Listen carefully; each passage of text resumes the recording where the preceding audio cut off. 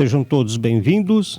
Estamos aí para a gravação de mais um podcast que traz um assunto bastante interessante e de extrema importância para a comunidade acadêmica e a sociedade em geral, né? O Unisalesiano está completando 20 anos de criação, este ano, né? 20 anos de criação do Centro Universitário Católico Salesiano Auxílio, o Unisalesiano, presente aqui na comunidade de Araçatuba e Lins. Estamos também realizando aqui esse Congresso Internacional de Tecnologia na Educação, onde gravamos todos os nossos podcasts e disponibilizamos para a comunidade acadêmica. E, logicamente, que isso vai para mais de 130 países, né? E no Brasil todo. Então, esse assunto que gravaremos hoje provavelmente ficará disponível aí para toda a comunidade. Vou aqui me referenciar ao pedido do excelentíssimo senhor juiz de direito, né, Antônio Fernando Sanches Batagelo, juiz eleitoral, e só referenciar alguns tópicos aqui. O tema dessa nossa gravação será a representatividade política no Brasil.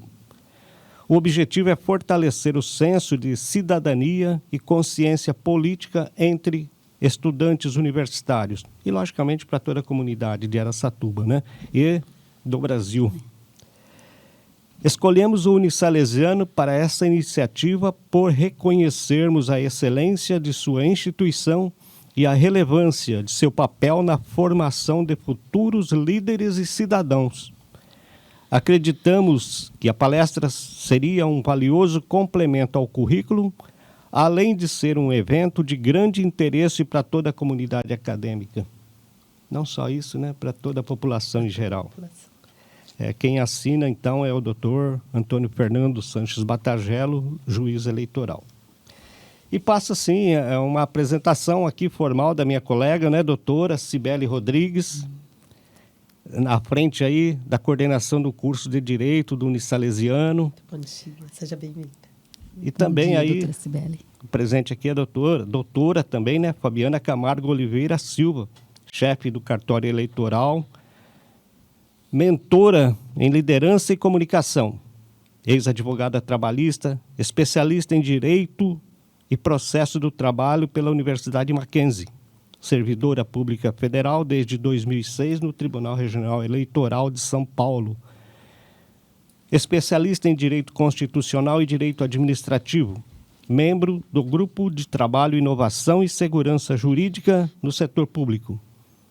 É focada em transformação de pessoas e gestão estratégica.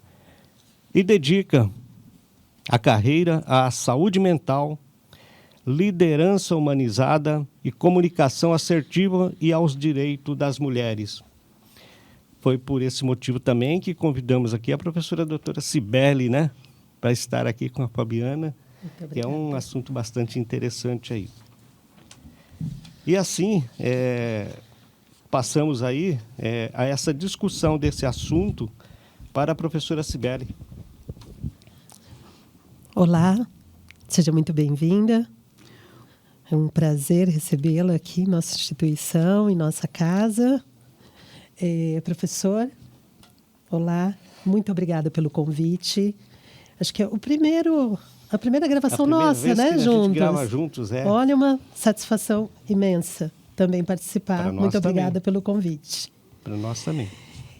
E eu, que fui convidada aqui também como mulher, né, para representar, desde já tenho que fazer minhas considerações com a carreira incrível que a doutora Fabiana tem traçado, né? Então, hoje nós vamos bater um papo brevemente aqui, porque a história é longa, né? O trajeto, a construção de uma carreira, ela demanda muito trabalho, quebrar muitas barreiras, e a doutora tem vindo construindo isso assim de maneira invejável.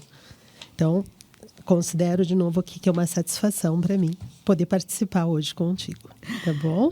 Seja muito bem-vinda. E eu queria que a doutora falasse um pouquinho, né, para eu parar aqui de falar, sobre a jornada da doutora, a jornada não só na carreira, né, mas a vida em si, a família, né, que a doutora veio trazendo até aqui. Bom dia, professor Nelson. Bom dia, doutora Cibele. É um prazer estar nessa mesa, dividindo esse espaço com vocês. Primeiramente, gostaria de parabenizar a instituição, a Unisalesiano, pelos 20 anos de um excelente trabalho, uma excelente visibilidade e uma transformação na vida de muitas pessoas. Em nome da Justiça Eleitoral, em nome do Dr. Antônio Fernando Batagello, eu agradeço a oportunidade de estarmos aqui falando a respeito de um assunto tão impactante, tão importante e de transformação. Como a doutora Cibele disse, a minha trajetória marcou toda uma transformação de uma família, de uma comunidade e trouxe inspiração.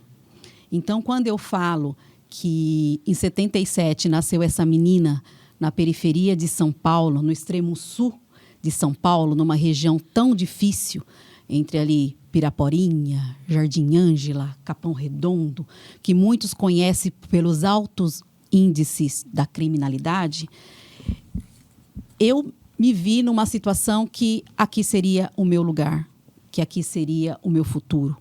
Porém, eu percebi que eu precisava de mais, que eu não queria ficar naquele lugar.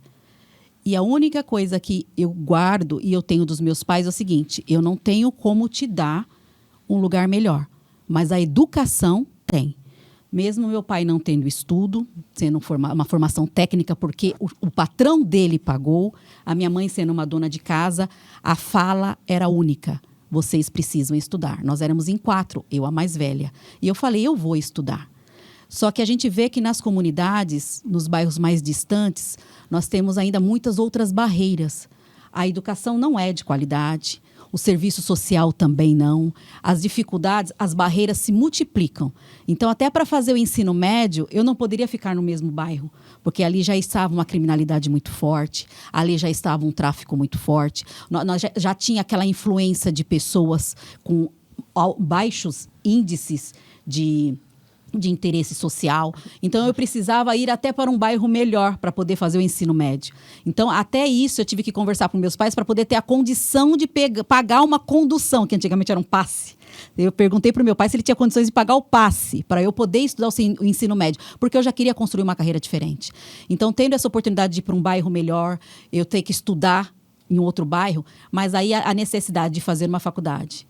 A faculdade pública, longe. Nós tínhamos já faculdade pública era só para rico. E a particular, como é que paga? Meu pai falou, pagar eu não posso.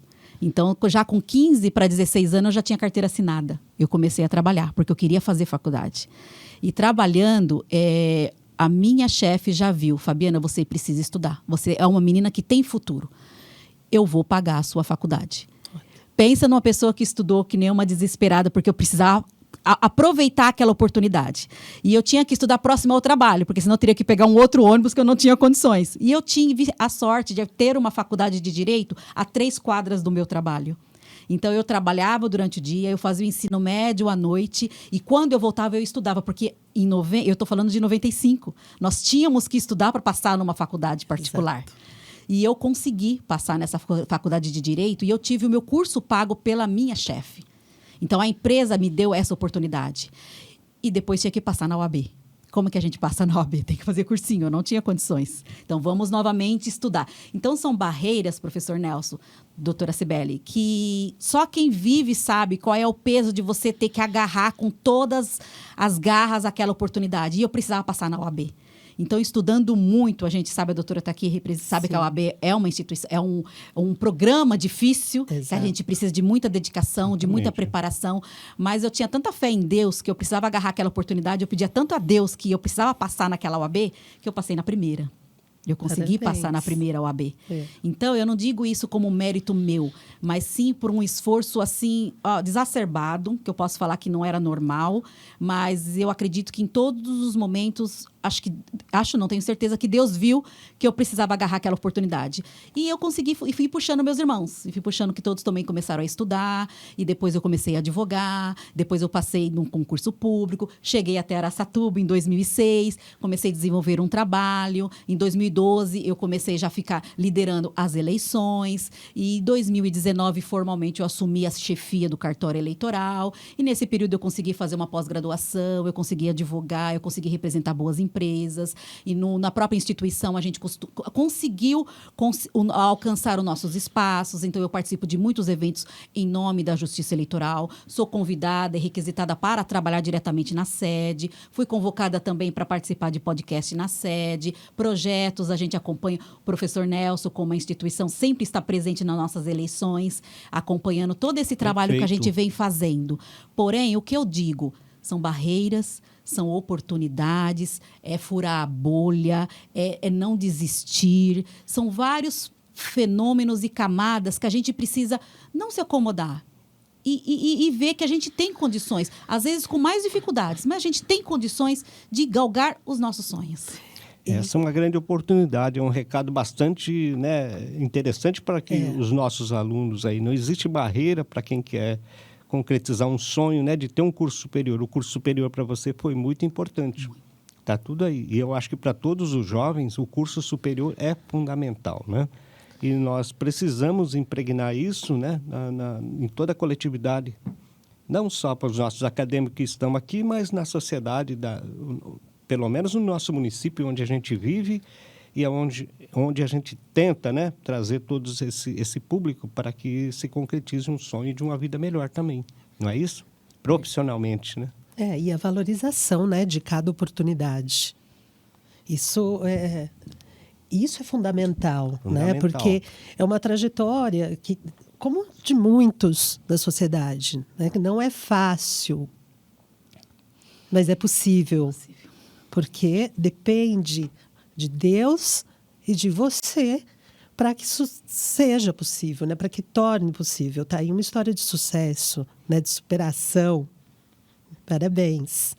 E acho que dentro dessa representatividade também, a importância dela para a doutora, né? Também eu acho que tem que ser pontuada. Nós estamos agora, né, nos aproximando das eleições para 2026. Então, em uma época que nós falamos assim, que o jovem talvez esteja tão cético, né, em relação a essas eleições, o que a doutora considera como ponto positivo? Por que é crucial a participação? Que nós falamos dessa representatividade, mas eu, por exemplo, que fiz o meu doutorado na USP em Direito Público, falei sobre voto, inclusive. E hoje, então, esse convite para mim foi assim, sabe, furar também a bolha. Perfeito. Eu, acima de tudo, falo sobre consciência, né, na hora de votar. Mas vamos lá, como que a doutora segue aqui com uma mensagem para esses jovens? Doutora Cibele, esse é o assunto crucial dos dias de hoje. Estávamos conversando até antes de iniciar o podcast com o professor Nelson. Os gestores, a liderança de hoje, quem está à frente das instituições, das empresas, nós estamos deixando esse legado. Está chegando a hora da aposentadoria, de dedicarmos a outras questões. E a geração Z, ela não quer mais essa responsabilidade. Ela quer mais a qualidade de vida. Ela está focando em outros aspectos, de fazer uma multiplicidade de tarefas que deixe espaço para tudo ao mesmo tempo e para nada. Sem essa responsabilidade. Então, nós estamos num vale muito grande de projetar novos gestores. Essa sucessão está difícil. E quando a gente traz isso para o lado da política, os jovens não têm interesse, porque a política é chata. É uma coisa muito distante. Uhum. Eles não veem resultados, eles veem problemas sem resultados. E isso faz com que esses jovens se afastem do interesse político. A semana passada, nós tivemos a oportunidade de estar numa instituição falando justamente do poder do voto. E a gente utilizou uma linguagem muito simples. Nós trouxemos o poder do voto para dentro da Netflix. como se fosse uma série. Nós falamos que a política, o jovem já está dentro e não sabe. Quando ele compra um açaí, ele escolhe o melhor preço, onde tem os melhores produtos, onde ele consegue pagar. Ali, ele está discutindo taxa, imposto e preço. É política. Quando o Wi-Fi dele não funciona, quando ele não consegue baixar o Stories ou dar aquela oscilação quando ele quer gravar o videozinho do TikTok, ali é política pública a respeito das regras, da regulamentação. Então, até o TikTok ali, funcionou, isso aqui não está funcionando, a internet está uma porcaria, eu vou reclamar. Ele está dentro da política, no aspecto simples dele. Quando ele precisa ir à escola e não tem uma merenda, não tem uma alimentação, os cadernos não chegaram, o livro não chegou, não tem professor, são políticas públicas que estão afetando a sua educação. Perfeito. Então, eu trouxe isso para eles refletirem que eles estão, sem querer, participando de uma série da Netflix. E, na verdade, eles são os protagonistas. E como protagonistas, eles precisam decidir, participar do roteiro. Então, o voto é como se eles estivessem elegendo quem é o diretor, com quem eu vou falar, porque ele precisa melhorar essa série. Mesma coisa, a gente transforma isso na urna. Então, a partir do momento que a gente não tenha qualidade no ensino, não tem uma saúde adequada, não tem uma política pública. Porque esses jovens, eles vão precisar de uma política pública de primeiro emprego, porque eles vão ser recém-formados. Eles vão precisar de uma política pública de oportunidades na saúde, ou no trabalho, ou na educação, porque eles vão precisar comprar a sua primeira casa. Eles vão precisar de direitos civis, porque eles precisam exercer com liberdade o que eles foram preparados. Então, indiretamente, eles já estão absorvidos pela política. Então, eu falo que o voto, eles não podem encarar como uma obrigatoriedade, mas sim como um direito. Exatamente. Como se fosse, na analogia com a série da Netflix, eu vou decidir quem vai ser o diretor dessa série. Vamos melhorar essa série. Transformando para a vida em sociedade, eu vou lá na urna colocar o voto, porque eu pesquisei, a conscientização, exatamente, o conhecimento. Então, se eu vou decidir quem vai ser o diretor da minha série, eu preciso saber se ele é bom. Exatamente. Então, se eu estou na rede social, eu vou consultar para ver se a política dele, os programas dele, o que ele oferece vai atender às minhas necessidades. Porque são pontos de vista diferentes para o professor. Não é isso, doutora? Exatamente. Eu preciso saber se vai chegar, se o que eu preciso trazer representantes para entender, para estar no poder de decisão, no centro de decisão e saber quais são as minhas dores. Exatamente, né? É isso mesmo. Isso muda toda, né? É a mudança da minha vida e da coletividade, né? Isso é a representatividade de cada um. Você fala também, né, a inserção um ponto que você tocou é que com 15 anos você tinha uma carteira de trabalho assinada. Eu também tinha carteira de trabalho de menor. Existia isso, hoje não pode mais, né? Então vem tendo uma mudança muito grande aí quanto à questão dos nossos jovens. Aí você fala também da inserção da mulher, né? Hoje a gente vê que a mulher está no comando de muitas atividades dentro de um país. E também você fala da mulher negra. Existe essa barreira ainda, Fabiana? Professor, quando a gente vamos desmistificando ou vamos colocando as camadas, as coisas ficam um pouquinho mais complicadas. As mulheres hoje são 51% da população brasileira. Sim. 53% do eleitorado. Quando as mulheres negras são 57 milhões entre pretas e são mais ou menos 47 milhões de pardas e 10 milhões de mulheres pretas. Isso representa 28% da população. Se a gente levar isso para as eleições de 2024, a cada 26 mulheres eleitas, apenas uma foi eleita. E, além disso, se a gente trouxer isso para as mulheres negras, as barreiras, as mulheres em si já têm a dupla jornada. Quando a gente fala de mulheres negras, a gente tem a tripla jornada. Porque, além de enfrentar o machismo, as mulheres negras ainda enfrentam o racismo. E o machismo com o racismo se retroalimentam. Então, são questões que, quando a gente leva isso para a política, as mulheres negras ainda têm... As mulheres já têm dificuldades em ter a sua representatividade, de ter a sua visibilidade, de participar dos programas, mesmo tendo uma legislação que está avançando em relação aos direitos das mulheres. Mas quando a gente transforma isso em camadas, em gênero, em raça, a dificuldade das mulheres negras são bem maiores. Essa dificuldade é questão do eleitor. Do eleitor. Por parte do eleitor, e né? também dos partidos. Porque os partidos ainda, predominantemente, eles são liderados por homens. E além de ser liderados por homens, quando falam em política, eles desenvolvem um estereótipo para as mulheres de cuidado. Só aparece a mulher lá como uma mãe, como ela cuidando. Então, esse estereótipo, ela só cuida. Então, é essa parte social que ela só pode fazer. Nunca aparece uma mulher num cargo, numa liderança. E a mulher, quando ela alcança essa liderança, ela se arma de uma armadura masculina para poder competir com os seus pares ou demonstrar uma agressividade, uma postura que muitas vezes ela não precisaria levar, porque ela consegue mostrar uma competência, condições de exercer esse cargo político com leveza, com suavidade, com a feminilidade que é da mulher, sem essa armadura machista e masculina. Muito bem. Então, nós falamos de um impacto, né, positivo da participação das mulheres. Verdade.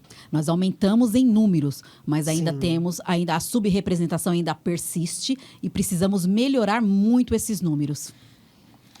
Para tentar, doutora, corrigir um pouco da desigualdade, né, no Brasil, nós temos as ações afirmativas também, né, que eu acho que vale a pena nós debatermos também essa questão, né, de questão de gênero, por exemplo.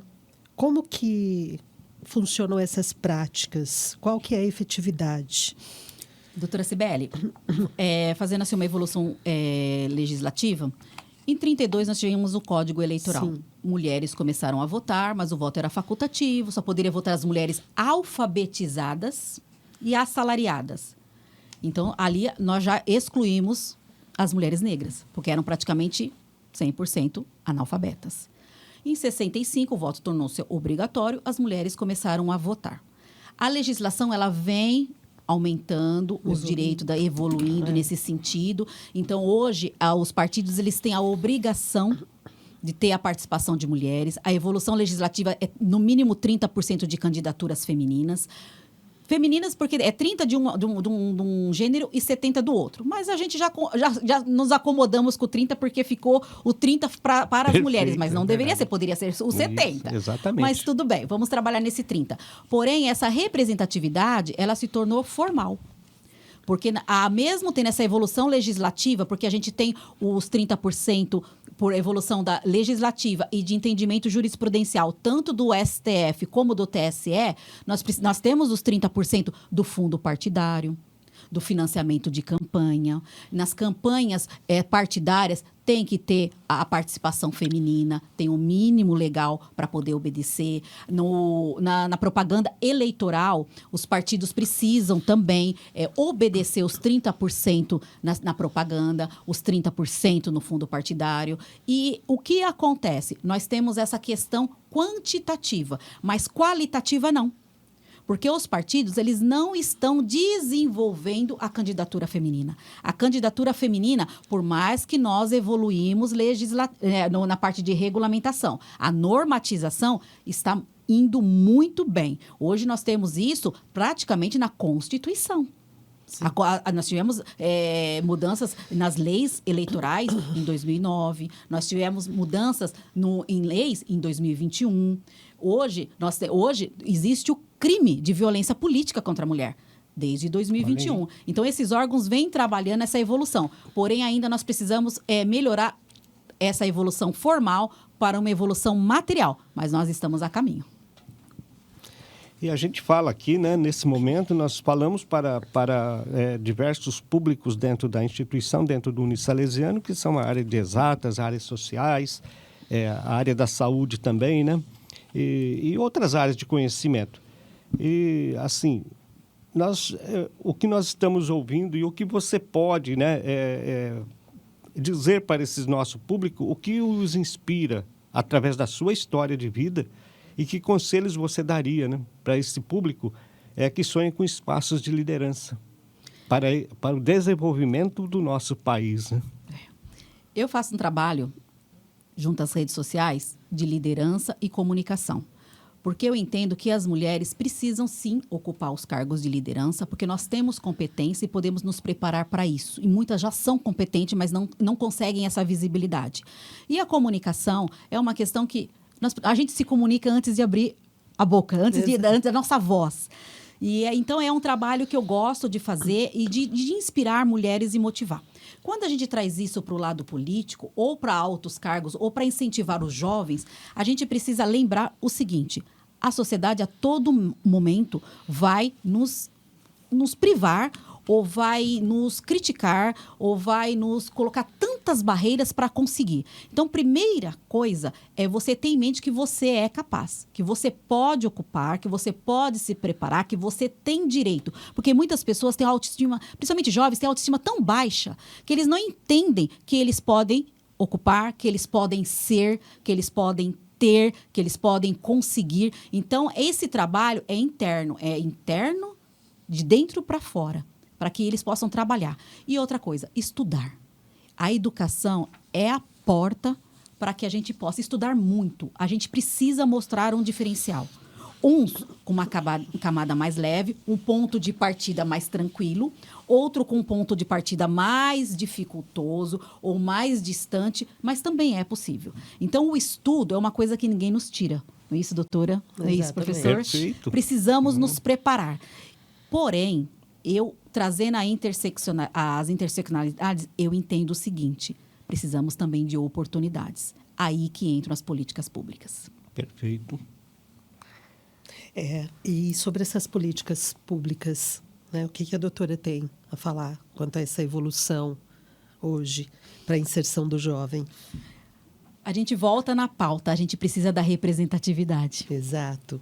Porque na Câmara Municipal, na Câmara hoje, a Câmara dos Deputados, nós temos ali 18% de mulheres. Então, tem pautas femininas que não têm a mesma prioridade como outras pautas.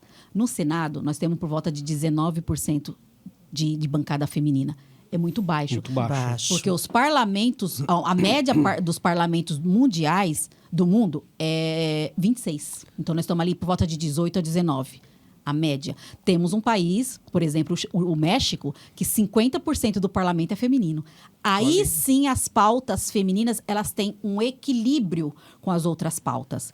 Para ter uma ideia, nas eleições de 2024, nós temos por volta de 5.500 municípios. Somente 728 prefeitas foram eleitas. Como que pautas que para gerar proporcionalidade, gerar questões de pautas das mulheres, podem, com um número tão baixo de prefeitas. E 78 municípios no estado de São Paulo não tiveram nenhuma vereadora eleita. Então, para levar pautas com proporcionalidade, com pautas femininas, porque nós temos altos índices. Nós somos o segundo país com o maior número de gravidez precoce. Nós somos o quarto país de casamento infantil. Nós somos o quinto país em violência contra a mulher. Nós somos o 7º país em caso de crime de feminicídio. Então, até quando a gente precisa aumentar esses índices maus para que a gente possa acordar e usar o nosso voto para eleger representantes de verdade para mudar esse panorama? Então, eu mostro que eles precisam refletir, eles precisam buscar movimentos, eles precisam buscar as redes sociais para se informar e ter o voto consciente. E em relação às mulheres, doutora, como que a senhora, como especialista em direito eleitoral, como que a senhora, vamos dizer assim, avalia a propaganda, por exemplo, né, para capacitação, para que a mulher se sinta capacitada, né, para poder assumir essas pautas, para poder ocupar... Se existe uma forma, né, de incentivar o público feminino a se engajar nesse movimento, né? É uma pergunta muito interessante. É uma pergunta que eu digo que a resposta é construtiva. Primeiramente, a gente precisa que os partidos políticos, os representantes dos partidos políticos, eles entendam a necessidade de investir nas candidaturas femininas. As candidaturas femininas, elas têm que parar de simplesmente obedecer e cumprir cotas de gênero Exato. e de candidaturas laranjas, porque nós temos Sim. números, nós temos índices, temos processos que ela se candidatou, mas ela não fez a propaganda eleitoral. Ela não teve gastos em relação aos homens. Teve candidatas que não teve nenhum voto, nem ela mesma votou nela. Olha Aí a isso. gente entra em contato com essa pessoa, ela nem sabia que ela estava sendo candidata. Isso é muito sério, Meu né? Deus. Isso é muito Isso é sério. muito sério. Tanto que o TSE, através da súmula 73, já se manifestou. Muito sério. Hoje, isso é assunto que muitas pessoas eleitas tiveram a diplomação cassada. Mas não existe penalidade para Sim, o sim. partido Tem, quanto a tem, isso, né? tem. Desde Os que partidos comprovado, têm. lógico, Desde né? comprovado, responde processo, tudo de acordo com... Cai todo mundo. A retotalização de votos, e se isso ficar comprovado através da AIGE, que é a ação de impugnação, tem um prejuízo muito grande para o partido, para os envolvidos, até aqueles que indiretamente foram favorecidos, todos eles vão sofrer penalidade. Porém, quando a gente volta na representatividade das mulheres e dos partidos, a gente precisa que os partidos, além de incentivar a participação efetiva das mulheres, que eles também desenvolvam a capacidade dela. Então, eles precisam oferecer cursos de liderança, cursos de oratória, cursos de marketing político, porque os homens, quando são candidatos, eles têm toda essa preparação. As mulheres não. Então, os partidos precisam preparar. E quando a gente trata da parte de financeira, o fundo partidário e o financiamento de campanha, que a gente chama de FEFEC, precisa efetivamente chegar na campanha dessas mulheres. E o horário eleitoral, ela precisa ser utilizado não para mostrar aquela parte de cuidado, e sim mostrar a capacidade, a competência e o programa que ela está oferecendo. Porque muitas mulheres, elas são candidatas, mas elas aparecem numa pauta tão abrangente que ela não consegue mostrar para que veio. Será que isso está longe? Doutora, eu acredito que nós estamos crescendo bastante. A bancada feminina, ela cresceu. A gente não pode. Mas a conscientização do partido político para isso, né, para a inserção das mulheres, ainda me parece tímida. Bastante, Não é? verdade. Resistente. Para não dizer resistente. A gente fala assim, Exatamente. uma coisa assim tímida, ele está indo a passos pequenos, devagar. Para não dizer resistente, Mas é há uma exatamente resistência. isso.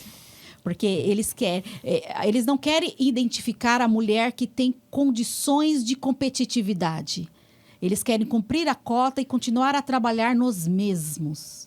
Que para eles já são fortes e já são está mais fácil, e eles já têm essa preparação.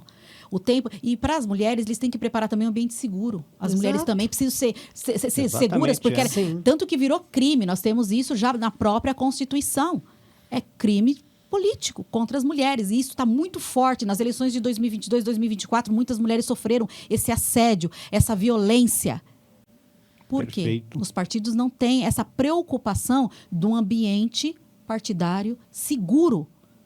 Então, fica essa reflexão que as mulheres precisam também, os partidos precisam oferecer esse ambiente mais seguro. E os representantes dos partidos precisam mudar essa estrutura e essa consciência dos seus pares. As mulheres precisam chegar chegando. Para poder ocupar os seus espaços, elas precisam ter essa transformação na estrutura, porque senão, nenhuma política pública vai para Perfeito. frente. Bom, você, Fabiana, já deu assim um bom recado para as mulheres aí, né? Agora, gostaria que você deixasse, já estamos nos aproximando das eleições do ano que vem, 2026, né? Que deixasse um recado para os jovens que principalmente se engajassem no processo eleitoral também, né? E conscientizasse o seu voto. Isso é muito importante para todo o país. Professor Nelson, o voto é uma preocupação da justiça eleitoral, o voto consciente, que Perfeito. os jovens se aproximem da justiça eleitoral. Nós temos os canais que eles podem verificar os fake news, porque hoje muitos deles se alimentam de mensagens do WhatsApp, mas não têm coragem de abrir o site do TSE, o site do TRE, e se informar se aquilo é verdade ou se é um boato. ou ouve algum assunto, não tem coragem de entrar num site oficial e se informar como é que funciona essa questão. Exato. Então, a primeira coisa, informação, mas informação segura, com base nos órgãos oficiais. Então, ao mesmo tempo que eles ficam ali à vontade nas redes sociais e se engajem em redes de apoio, procurem se informar e se inspirar em movimentos da comunidade, em sociedades, formam um grupo de interesses, não importa se eles têm viés da direita, viés da esquerda, vivemos num país democrático, um viés mais centralizado, mas todos têm a sua política, a sua intenção, as suas requisições, os seus desejos e anseios. Então, procure a informação, fujam dos fake news. E nós temos também no site o TSE Mulheres, que nós temos toda essa estatística, é só procurar ali no Google, TSE Mulheres. Nós temos todas as estatísticas de como anda a representatividade feminina no Brasil. Nós temos todos os índices até do mundo, de vários países. Podemos fazer essa comparação e podemos sentir o quanto e quando nós estamos evoluindo nesse sentido. Então, os jovens é a informação, é a educação e o voto consciente. Movimente-se. É esse o recado que eu passo para os jovens. Movimente-se, procure a informação. Muito bem. Excelente, né? Vou deixar aqui para a professora Cibele aí, finalizando, né? Esse nosso bate-papo aí para uma... Difícil finalizar, né? É Ainda difícil tem finalizar, mas... mas nós temos tempo. Mas a doutora tem capacidade para isso. Doutora, qual que é a sua visão em relação ao futuro da política brasileira? Nós estamos caminhando e progredindo, mas eu sou muito segura que precisamos melhorar muito. Então, nesse sentido, eu não sei se já nas eleições de 2026 a gente vai ter mudanças. Porém, eu acredito no potencial dos jovens. Eu acredito nas redes sociais. Eu acredito no trabalho que nós estamos fazendo nesse momento. A doutora tirou um tempinho para a gente conversar desse assunto tão importante. O professor Nelson tirou um tempinho para a gente conversar desse assunto que envolve todo o futuro da nossa sociedade. E a Justiça Eleitoral está aqui para poder passar para esses jovens que nós estamos abrindo o caminho. Mas o futuro são eles que vão construir. Então, eles precisam ter a consciência hoje para que nós possamos colher o futuro, porque eles serão nossos representantes da nossa aposentadoria. Exatamente. Então, a gente está aqui junto com eles, trabalhando essa conscientização, essa reflexão, esse trabalho de informação, para que lá na frente nós possamos usufruir e estar contentes que nós cumprimos a nossa missão, o recado foi dado e a gente buscar um mundo muito mais proporcional, com pautas muito mais diversas, com mais inclusão, com mais diversidade, porque onde a gente tem diversidade, as discussões ficam mais ricas. E a sociedade em si se vê representada nesses centros de decisão. Agora, quando a sociedade está distante dos representantes, aí vem o ceticismo, porque a gente tem desinteresse, porque aqueles representantes não me representam. Eles não sabem nem de onde eu vim e nem o que eu preciso. Então, esse trabalho de aproximação é a consciência dos jovens de hoje. Muito obrigada. Em nome do Unisalesiano, a gente tem a agradecer, né, a sua presença aqui, doutora Fabiana, né, já uma companheira de longa data aí nessas eleições, né, a gente tem um compromisso aí de participar também, que é um trabalho de cidadania, né, com os alunos. Agradecer o convite aí, a professora Cibele compareceu, em especial ao doutor Antônio Fernando Batagello, que nos proporcionou aí esse assunto de grande importância para todos, né? E fica aí para que você finalize o nosso bate-papo. Foi muito rico, muito profundo essas reflexões, essa oportunidade. Em nome da Justiça Eleitoral eu agradeço. E temos muitos assuntos, doutora. Se a gente for descer nessas camadas, a gente vai chegar com uma profundidade muito memorável. Professor Nelson, também agradeço essa essa colaboração, essa parceria de tantos anos. O Unisalesiano faz um trabalho magnífico junto à Justiça Eleitoral há anos. Eu cheguei em 2006, a Unisalesiano já estava instalada como uma parceira em todos os aspectos, ajudando a gente levar aos locais de votação um lugar amplo, um lugar assertivo, um lugar de inclusão, na totalização dos votos, os salesianos sempre presentes, os alunos da engenharia, enfim, a gente só tem a agradecer que essa parceria só tem a construir um futuro e engajar esses jovens nesses movimentos, nesses projetos e o interesse de trabalhar no coletivo, sair do individualismo, do egocentrismo e saber que a gente precisa trabalhar no plural. Perfeito. Exatamente. Então é isso. Então eu só tenho a agradecer. Muito Nós obrigada. que agradecemos. Prazer. Nas próximas eleições, nós vamos pedir até aqui uma colaboração da professora Cibele aqui para... Já faz parte do time. Já estou vendo a professora Cibele trabalhando nesses temas conosco. Os alunos de direito. Os alunos de direitos envolvidos. E essa reflexão ser levada a várias camadas, a vários nichos e que os alunos também se sintam representados junto à Justiça Eleitoral. Com certeza, vai ser um prazer compor o time. Muito obrigada. Muito obrigado. Muito obrigada.